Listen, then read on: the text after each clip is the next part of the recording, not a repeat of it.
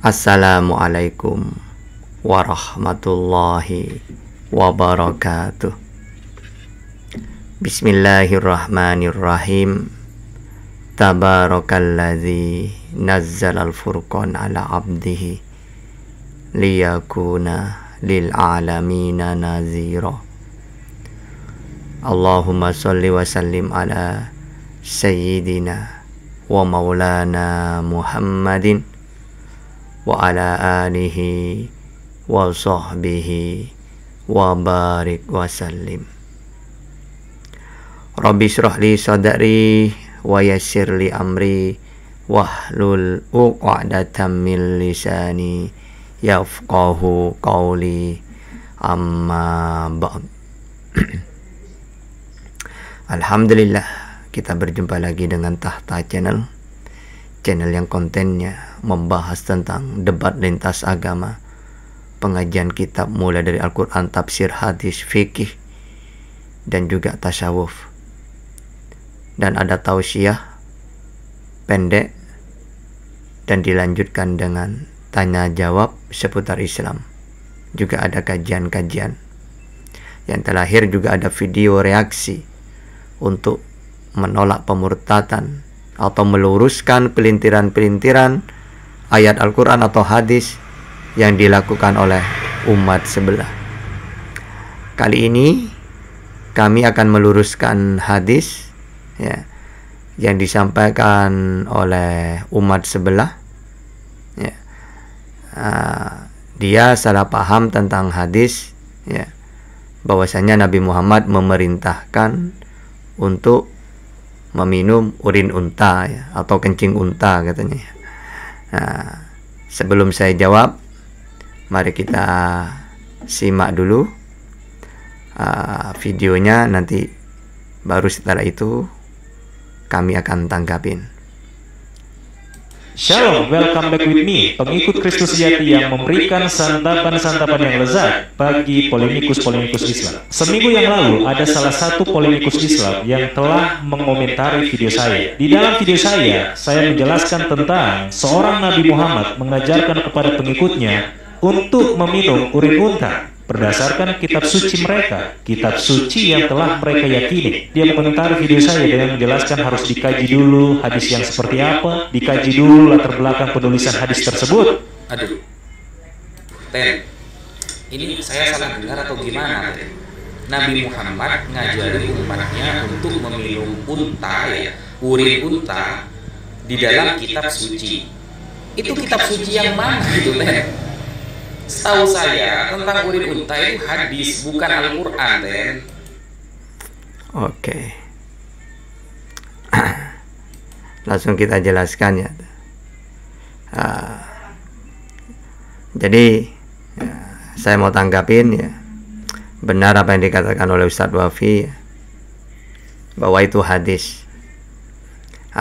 Bagaimana cara menjelaskan hadis itu ya, sebagaimana yang disampaikan oleh Nona Cebi ya, bahwa harus dikaji. Maka dari itu saya akan menjelaskan tentang hadis itu. Itu kan dari Anas ya, bahwasannya dalam hadis itu ada seorang ya, ibaratkan suku ini ya, suku Ukel ya, bacanya Ukli, Ukel, atau penduduk Uroinah ya. Karena mereka itu pendatang di Madinah ya, mungkin mereka tidak nyaman karena cuacanya beda ya, daerahnya beda. Akhirnya mereka sakit karena memang udah kondisinya cuaca tidak seperti di penduduknya sendiri.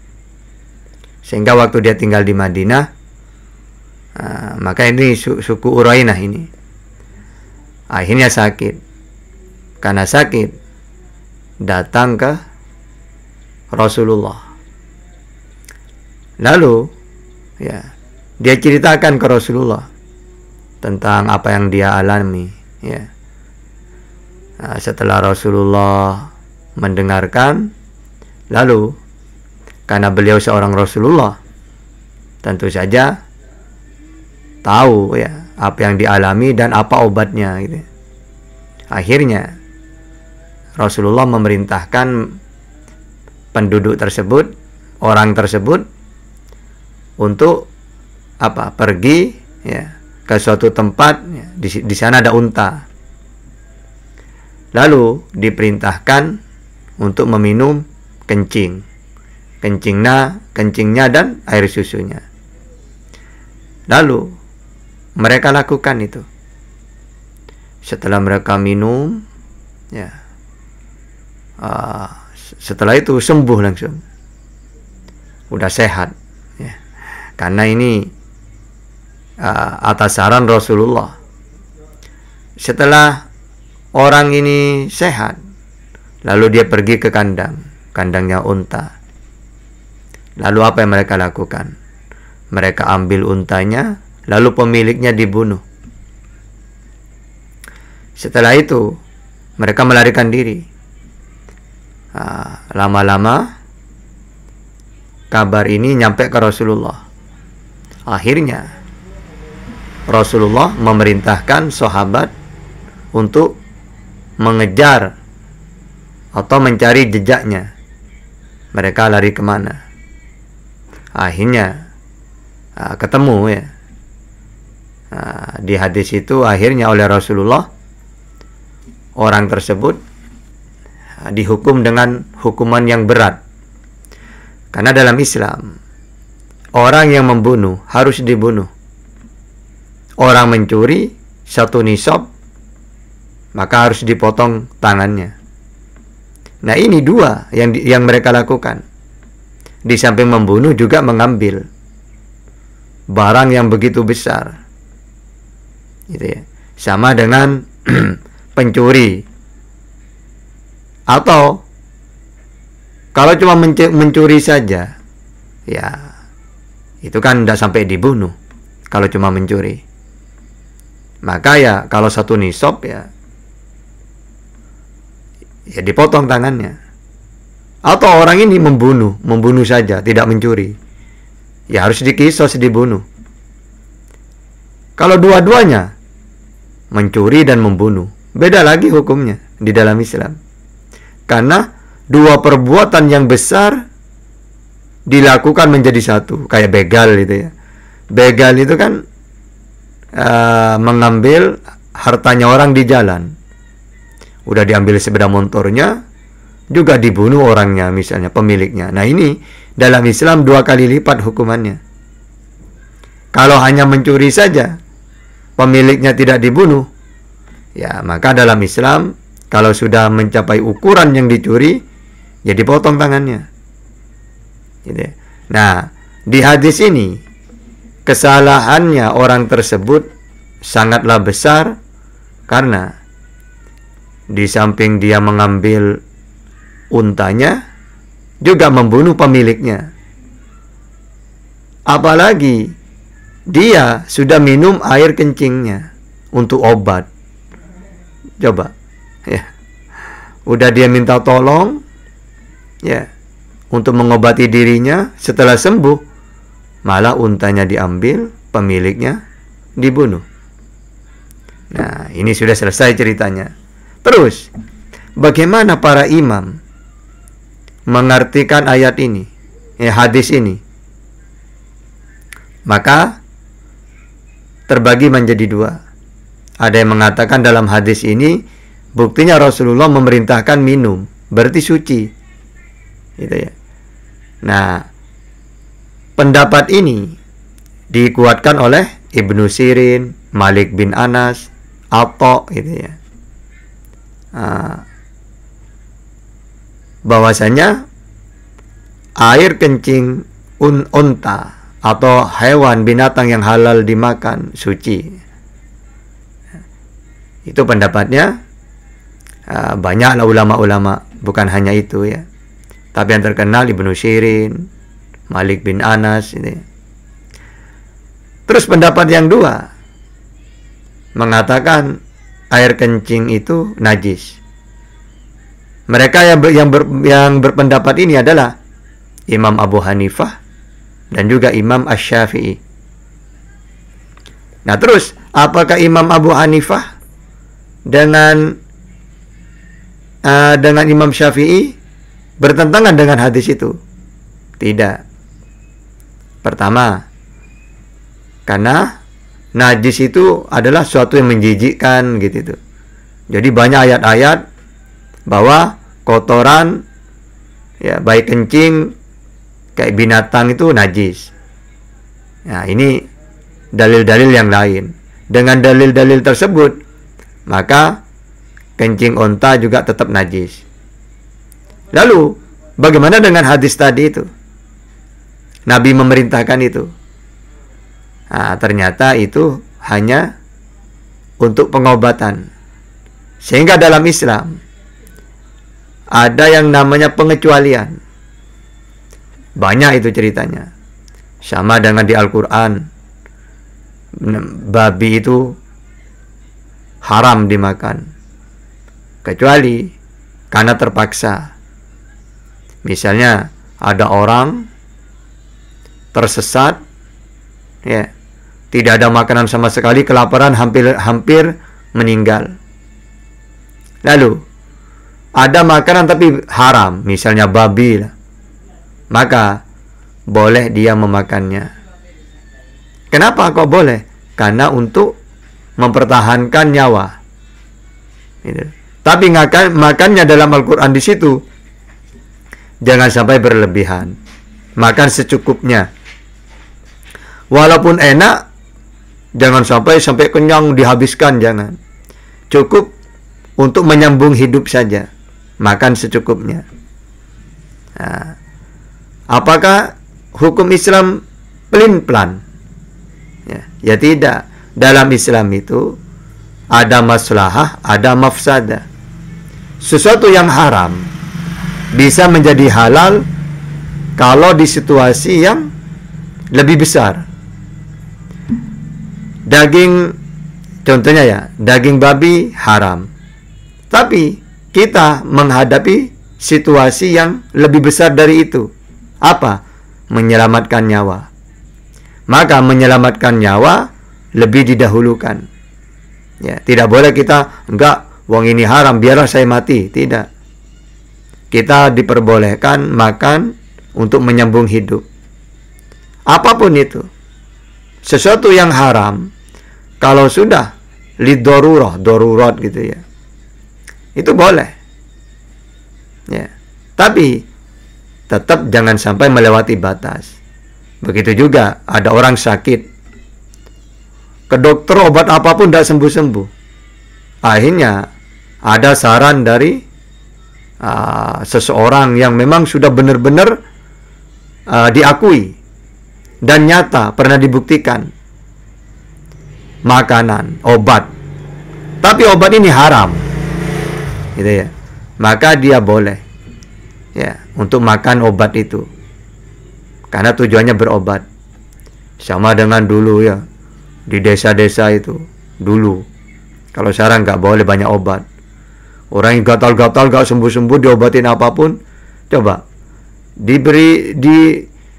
dibuatin obat dari kadal. Kadal itu dibakar sampai garing, dibuatin kopi, dijadikan kopi, nanti diminumkan, ya sembuh. Padahal makan kadal itu haram. Nah, tapi karena darurat untuk obat diperbolehkan, asalkan tidak ada obat yang lainnya, gitu ya. Nah, di hadis tadi itu Imam Abu Hanifah, Imam Asy-Syafi'i itu tetap menghukumi kencing itu najis, tapi karena itu dalam konteks ya, dalam keadaan untuk berobat, sehingga boleh, ya, gitu. Tapi bagaimanapun itu tetap khilafiyah. Kalau kita mengatakan memakai Ibnu Syirin, Malik bin Anas, itu boleh, gitu ya. Tapi kalau Imam Abu Hanifah, Imam Asy-Syafi'i, itu tetap najis. Di hadis itu Nabi memerintahkan hanya untuk itu, ya, karena untuk obat. Juga diantaranya seperti ada hadis, ada sahabat yang punya anak angkat, dan mantan budak anak ini. Masih kecil diambil. Akhirnya pas besar namanya Salim. Pas besar istrinya sahabat ini mengatakan, "Ya Rasulullah, ini Salim ini kan aku ambil dari kecil. Sekarang udah dewasa besar ini, gimana?" Maka Nabi memerintahkan agar mengambil air susunya istrinya sahabat ini. Kamu ambil air susumu, kamu minumkan supaya jadi mahram. Gitu ya. Nah, terus padahal dalam Islam, dalam fikih ya, dalam ajaran Islam, orang dikatakan satu susuan itu syaratnya harus anak kecil yang berumur di bawah 2 tahun. Kedua, harus 5 kali susuan yang mengenyangkan. Nah, di hadis itu Salim ini udah besar.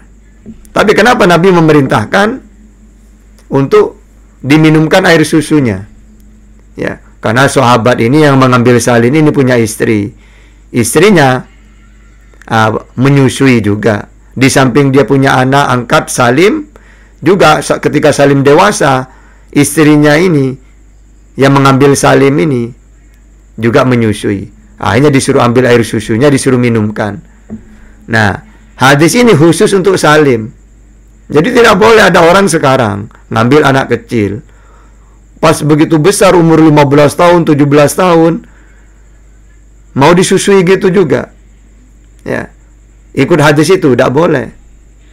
Karena syaratnya satu susuan harus bayi yang umur 2 tahun ke bawah, anak-anak kecil yang berumur 2 tahun ke bawah. Ke atas tidak boleh. Kedua, harus 5 kali susuan. Dan untuk Salim itu jangan diartikan berarti Salim nyusu dong, netek, bukan. Ya, maksudnya tentu saja air susunya diperas ke wadah. Ya, nanti minumkan sampai 5 kali lah. Gitu ya. Itu juga hadis khusus untuk Salim. Tapi oleh orang Kristen dipelintir. Lihat, ya, Islam memerintahkan orang yang dewasa disusui, gitu, disuruh netek. Padahal gak gitu ceritanya. Begitu juga air kencing onta itu. Lihat, ya, nabinya Islam memerintahkan umatnya untuk minum kencing onta. Padahal gak seperti itu ceritanya. Ya, jadi terakhir saya akan jelaskan lagi, hadis itu untuk pengobatan. Karena ada satu kaum dari suku Urainah atau Ukal, ya. Karena mereka tinggal di Madinah, lalu tidak cocok ya cuacanya. Akhirnya mereka sakit. Karena sakit datang ke Rasulullah. Ya Rasulullah, saya ini sakit. Nah, setelah cerita bla bla bla bla, akhirnya Rasulullah mengatakan, kamu pergilah ke daerah sana. Di sana ada unta, kamu minum air kencingnya. Akhirnya orang ini pergi, diminum kencing unta dengan susunya.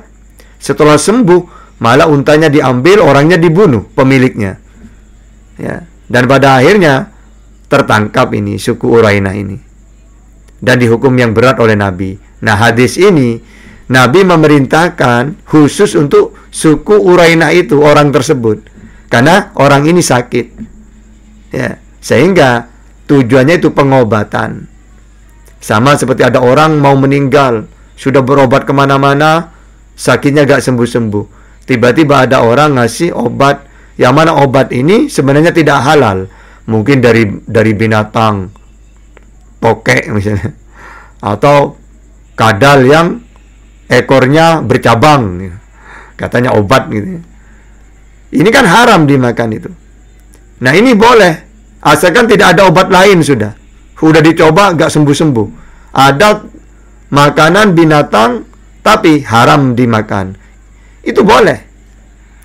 Ya, tapi dengan syarat harus mencoba dulu, jangan langsung makan itu. Berobat dulu dengan obat-obat yang halal. Walaupun di dokter obat-obat itu belum tentu halal itu. Ya, kayak vaksin apa itu. Bisa jadi terbuat dari hal-hal yang diharamkan. Tapi karena udah berbentuk obat, maka boleh. Karena darurat. Ya. Jadi hadis itu khusus untuk suku itu karena sakit gitu ya. Jangan langsung diartikan, lihat umat nabinya Islam, umatnya diperintah untuk meminum air kencing onta. Jangan langsung gitu kalau nggak tahu sejarahnya, nggak tahu asbabul wurudnya ya. Oke, mungkin itu saja penyampaian dari kami. Mudah-mudahan manfaat barokah. Kita akhiri dengan kafaratul majelis. Bismillahirrahmanirrahim. Subhanakallahumma wa bihamdika asyhadu an la ilaha illa anta astaghfiruka wa atubu ilaik. Akhirul kalam. Assalamualaikum warahmatullahi wabarakatuh.